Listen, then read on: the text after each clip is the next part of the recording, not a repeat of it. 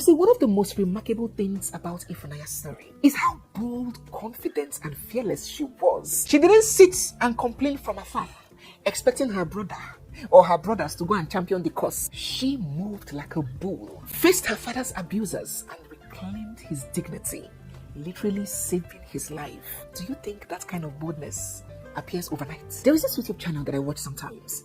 I think it's called Soft White Underbelly. And because I'm sometimes curious to get into the minds of some people, some criminal elements, some people that behave certain ways, to understand why they act the way they do. And these videos document true life stories of people that we can call social deviants, druggies, prostitutes, those kinds of people. Their stories are always different, but you know, there's always one constant.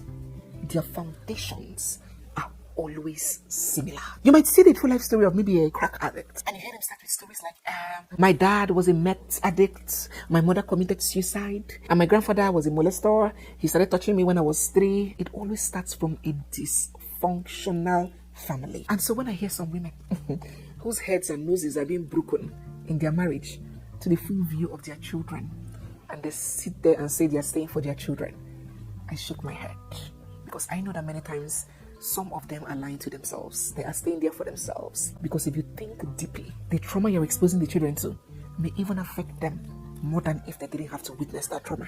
Family background and family foundation. A good percentage of how dogged, assertive, and courageous a child turns out, a good percentage, not all, it's in the way they were raised to speak up, to ask questions, to present themselves, to protect their own, and to stand for injustice. Parents who raise children with love and discipline, with confidence, not fear, with truth over baseless tradition, often end up raising children who do not shrink in the face of challenges. Ifunanya loves her father, quite alright, but her ability to stand up for her father and put up that fight was not just born out of love. It was nurtured by the strength and the awareness that had already been instilled in her. Dear parents, it always starts with us. Our greatest legacy may not be in what we leave for the children, but more of what we leave in them.